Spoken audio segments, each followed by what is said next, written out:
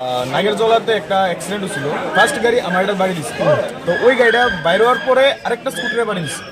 তো বাড়ি দেওয়ার পরে হে অপার স্পিডে গাড়িটা আসছিল, রং সাইডে আমার বাড়ি দিচ্ছে। বাড়ি দেওয়ার পরে দিয়া তো হে ভাগ্য যেতেছে, হে বাগতে হে দেখছি এদিক দিয়ে ঢুকতেছে, এরা সারাতে ঢুকছে। তো হের পিছে পিছে আমিও এরা সারাতে ঢুকছি।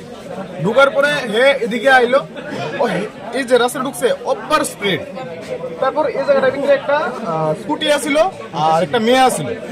তো ওই স্কুটিটারে বাড়ি দিচ্ছে, বাড়ি দেওয়ার পর মেয়েটা ডেনে পড়ছে, মেয়েটা ইনজোর্ড হচ্ছে, ভালো ইনজোর্ড হচ্ছে।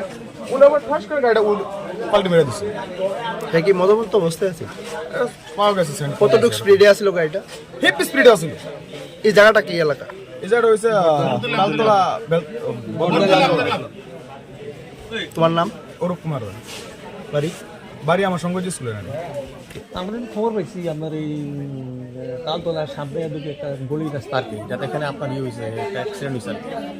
অ্যাক্সিডেন্ট হয়েছিল একটা দেখলাম যে আপনার একটা গাড়ি মানে টিআর 03C06A21 একটা গাড়ি এখানে মানে উল্টে রয়েছে আর কি। এখানে একটা পথচারী একটা ছেলে আসলো, ডালে আসলো,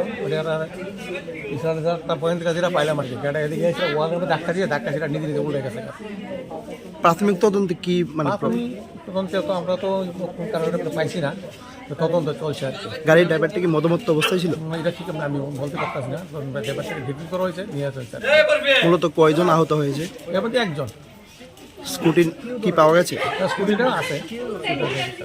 আপনার নাম? আমার নাম কোন পিএস? থানা।